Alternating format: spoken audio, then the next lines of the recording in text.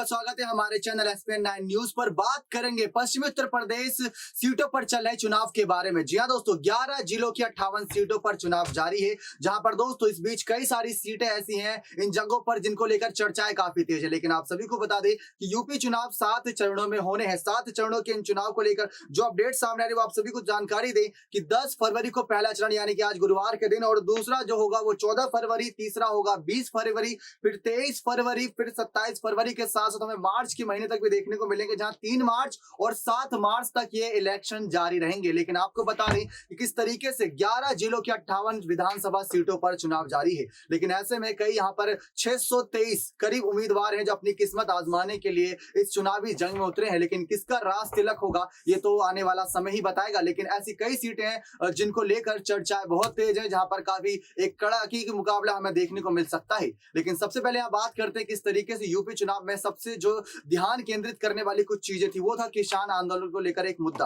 58 सीटों पर चुनाव जारी है। साल 2017 में 53 सीटों पर यहीं पर बीजेपी ने अपनी दावेदारी पेश करते हुए चुनाव किस तरीके से जीता था वो आप सभी ने देखा ही था। इस बार कितना परसेंटेज ऑफ विनिंग रहेगा बीजेपी का ये तो आने वाला वक्त ही बताएगा। लेकिन क्या ऐसे में बात करें सपा की, कांग्रेस की, बसपा की, यहाँ पर कितनी टक्कर देगी ये भी अपने आप में एक इंटरेस्टिंग चीज निकल कर आएगी इस इलेक्शन के रिजल्ट्स को लेकर। लेकिन आप सभी को जानकारी दे दे किस तरीके से जो किराना की सीट है पश्चिमी जिले की, और जहां पर बात करें किस तरीके से यहाँ पर काफी कड़ाके के मुकाबले देखने को मिलता है हर बार नाहिद हसन बनाम मृगांका सिंह को लेकर। जी हाँ दोस्तों, ये दो ऐसे उम्मीदवार हैं जो हमेशा ही आपस में टक्कर देते नजर आते हैं। इनके बारे में तफ्तीश से आप हमारी आगे की रिपोर्ट में देखेंगे। लेकिन आपको एक बता दें किस तरीके से नाहिद हसन को जब टिकट दिया गया सपा की तरफ से तो काफी कुछ यहाँ पर आलोचनाएं हुई कि किस तरीके से गैंगस्टर को टिकट दिया गया है। लेकिन गैंगस्टर एक्ट के तहत दोस्तों इनको भी यहाँ पर चुनाव लड़ने का अधिकार है। जेल की सलाखों के पीछे से यहाँ पर नाहिद हसन इस पूरे चुनावी प्रक्रिया को आगे जारी रखे इनके परिवार के सपोर्ट के दम पर। लेकिन दूसरी तरफ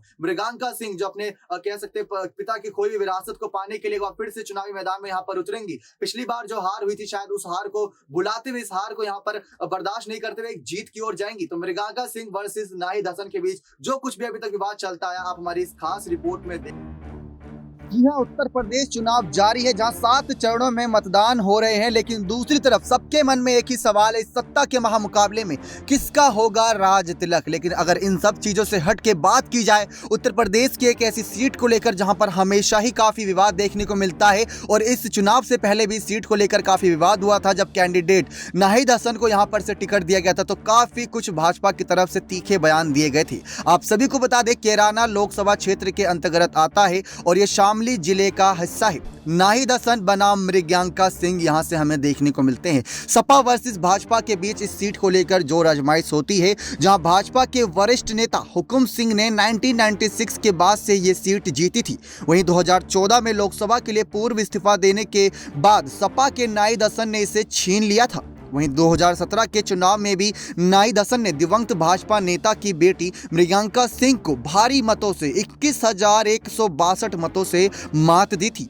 समाजवादी पार्टी सरकार के कार्यकाल के दौरान भाजपा द्वारा अक्सर यहां से हिंदुओं के पलायन का आरोप लगाने के बाद कैराना का विषय चर्चाओं में रहा। इसके अलावा धोखाधड़ी, जबरन वसूली से संबंधित कई आपराधिक मामलों का सामना करने के बावजूद नाहिद हसन को फिर से नामित करने के लिए सपा की कड़ी आलोचना की गई। 15 जनवरी को हसन को उत्तर प्रदेश पुलिस ने उत्तर प्रदेश गैंगस्टर और असामाजिक गतिविधि रोकथाम अधिनियम के तहत दर्ज एक मामले में गिरफ्तार किया और अदालत ने न्यायिक हिरासत में भेज दिया था।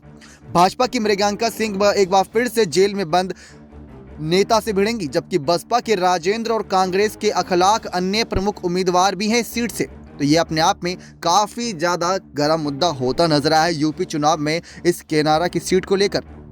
आप सभी को बता दें कि किस तरीके से यहाँ पर इनके बारे में और जानकारी दें कि कैराना लोकसभा क्षेत्र जो भी विधानसभा चुनाव इस पर जारी है, इसको लेकर जो मृगांका सिंह है और साथ ही साथ यहाँ बात करें नाहिद हसन की, इनके बीच यहाँ पर कुछ और बातें निकलकर सामने आती हैं।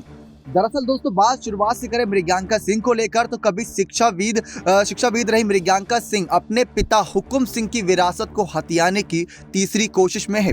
हुकुम सिंह ने अपने राजनीतिक जीवन की शुरुआत 1974 में कांग्रेस से की थी, जब उन्होंने पहली बार कैराना विधानसभा सीट जीती थी। उन्होंने 2 बार फिर से सीट जीती। 1995 में यानी कि 1995 में भाजपा में शामिल हो गए और 4 बार कैराना सीट का प्रतिनिधित्व किया। हुकुम सिंह 2009 के आम चुनाव हार गए, लेकिन 2014 में लोकसभा के लिए चुने गए। भाजपा अभियान में 2013 के मुजफ्फरनगर दंगों के बाद कैराना से हिंदू परिवारों के कथित पलायन को उठा रही है। मुख्यमंत्री योगी आदित्यनाथ और केंद्रीय मंत्री अमित शाह दोनों ने इस पर बात की। मृगांका ने इसे एक वेद चिंता कहा, यह कहते हुए कि सीएम योगी के तहत सुरक्षा की भावना ने कुछ परिवारों को आश्वस्त किया था जो वापस आने के लिए छोड़ गए थे। वही बात करें दोस्तों यहाँ से नाहिद हसन की, तो विधानसभा चुनावों में कैराना से नाहिद हसन को मैदान में उतारने के समाजवादी पार्टी के फैसले की भाजपा ने कड़ी आलोचना की है और सत्तारूढ़ दल ने अखिलेश यादव पर गुंडों को टिकट देने का आरोप भी लगाया था। यूपी पुलिस ने 16 जनवरी को गैंगस्टर एक्ट के तहत गिरफ्तार किए गए नाहिद हसन का नामांकन रिटर्निंग ऑफिसर ने स्वीकार कर लिया था। हसन शामली, सहारनपुर और मुजफ्फरनगर जिले के पुलिस थानों में दर्ज 16 मामलों में आरोपी हैं। सभी मामले अदालतों में लंबित हैं और उनको अब तक उनमें से किसी में भी दोषी नहीं ठहराया गया है। नाहिद हसन को टिकट को सही ठहराते हुए समाजवादी पार्टी ने हसन के खिलाफ आपराधिक मामले की जानकारी सार्वजनिक करते हुए कहा कि उन्होंने बहुत सारे मानवीय कार्य किए हैं और कई सामाजिक कारणों में मदद भी की है। शायद यही रीजन रहा होगा जिसकी वजह से सपा ने इन पर एक बार फिर से भरोसा जताया है। आप सभी को इस सीट से जुड़ी और जानकारी दे दोस्तों कि किस तरीके से, तो दोस्तों कैराना सीट पश्चिमी यूपी की सबसे हॉट सीट कही जाती है, जहां केंद्रीय गृह मंत्री अमित शाह ने मंच के साथ सड़क और डोर टू डोर चुनाव प्रचार भी किया था। दरअसल दोस्तों उत्तर प्रदेश में जिस तरीके से विधानसभा चुनाव जोरों पर था, तो अमित शाह ने इस सीट को लेकर भी काफी कुछ बातें कही थी, लेकिन मुख्य मुकाबला सपा और भाजपा में ही देखने को मिल रहा है। यहाँ पर सपा ने यहाँ से अपने विधायक नाहिद हसन को प्रत्याशी बनाया, तो वहीं कैराना से हिंदुओं की पलायन कराने का आरोप लगा। तो वहीं कहीं ना कहीं दोस्तों दूसरा मृगांका सिंह और बसपा ने राजेंद्र सिंह उपाध्याय को उम्मीदवार बनाया है। आप सभी को जानकारी दे दोस्तों, कैराना विधानसभा सीट पर शुरुआत से ही भाजपा सांसद हुकुम सिंह का कब्जा रहा था। दूसरे नंबर पर हसन परिवार आता है। बीजेपी के हुकुम सिंह ने कैराना सीट पर 1974, 1974, 1980, 1985, 1996, 2002, 2007, 2012 में 7 बार परचम लहराया। वहीं हसन परिवार के मुनव्वर हसन ने 1991 और 1993 विधानसभा चुनाव में पताका लहराया था। उसके बाद साल 2014 में हुकुम सिंह कैराना लोकसभा से सांसद चुने गए, जिससे खाली हुई सीट पर 2015 में उपचुनाव हुआ, जिसमें एक बार फिर हसन ने जीत दर्ज करी। उसके बाद 2017 के विधानसभा चुनावों में एक बार फिर नाहिद हसन ने बीजेपी नेता हुकुम सिंह की बेटी मृगांका सिंह को मात दी। इस बार चुनाव में भी दोनों चेहरे एक बार फिर आमने सामने हैं। दोनों ही में ही कड़ा मुकाबला देखने को मिल रहा है। 2017 के चुनावों में समाजवादी पार्टी के नाहिद हसन को 98,830 वोट मिले, जबकि दूसरे नंबर पर रही बीजेपी की मृगांका सिंह को 77,668 वोट मिला था। तीसरे पर दोस्तों राष्ट्रीय लोकदल के अनिल कुमार ने 19,992 वोट, वहीं चौथे नंबर पर बसपा के दिवाकर देसवाल को करीब 7,000 वोट मिले थे।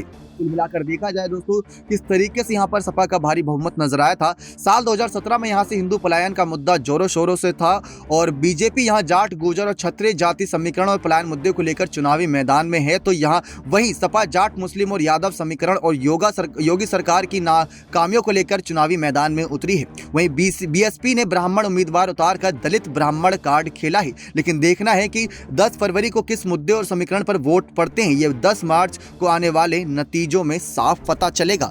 और दोस्तों ये सीट अपने आप में काफी कुछ जाहिर करेगी यूपी चुनाव की तस्वीर को लेकर। ऐसी और लेटेस्ट अपडेट के लिए बने रहे हमारे चैनल के साथ। यूपी चुनाव 2022 सत्ता का महामुकाबला किसका होगा? राज तिलक। SPN 9 न्यूज की रिपोर्ट।